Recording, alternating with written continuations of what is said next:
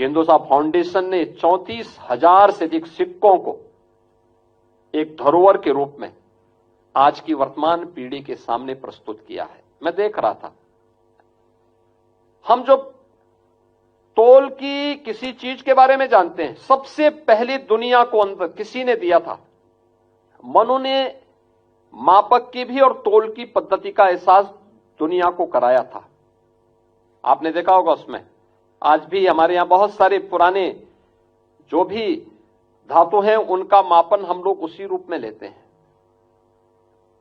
देखो उसमें मासा भी है जो सबसे छोटी तोल की इकाई है, तोला भी है।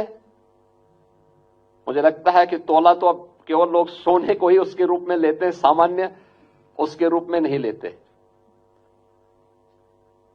और सोने का दाम तो लोग देख ही रहे हैं कि कितना, अब मैं उसको महंगा कहूं या सस्ता कहूं, लेकिन उसकी कीमत आसमान छू रही है। लेकिन आप देखें ना, मासा भी है, तोला भी है, सिक्कों के मापक भी उसी रूप में दिए गए, उसी रूप में बनाए गए हैं। और कितनी दुर्लभ धरोहर है। निश्चित ही ये बहुत सुंदर प्रयास है हिंदुजा फाउंडेशन का, और मैं इसके जो यशस्वी लेखक हैं जिन्होंने उसको प्रदर्शित किया है, और खास तौर पर उत्तर भारत से जुड़े हुए इन सभी सिक्कों को इस प्रदर्शनी के माध्यम से आम जनमानस के सामने भी उनको दिखाने का एक प्रयास किया है। और मुझे लगता है एक नई प्रेरणा भी मिलेगी।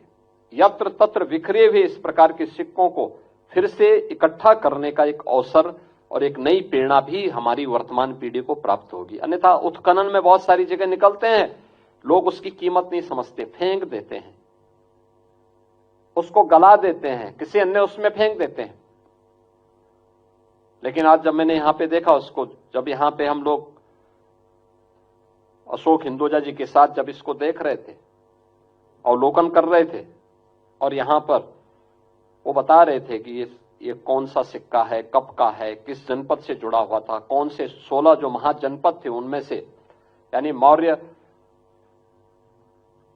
शासनकाल, ये वही कालखंड है जब भारत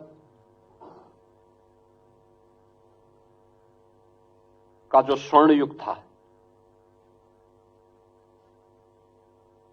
याद करिए, उस कालखंड में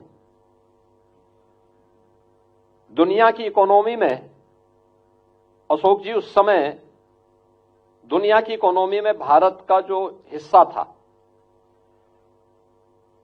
वो 46% था। और ये आते आते 15वीं सदी तक भी दुनिया की अर्थव्यवस्था में भारत की हिस्सेदारी 24% तक थी। बीच के उसके बाद के कालखंड में भारत का इतना दोहन हुआ, भारत का इतना लूटा गया कि जब ये देश आजाद हुआ तब भारत की दुनिया की अर्थव्यवस्था में योगदान मात्र 1.5 से 2% रह गया था। और आज हम सब अपने देश के यशस्वी प्रधानमंत्री जी का आभार व्यक्त करते हैं कि जिन्होंने भारत को चौथी अर्थव्यवस्था बनाने में आज सफलता प्राप्त की है।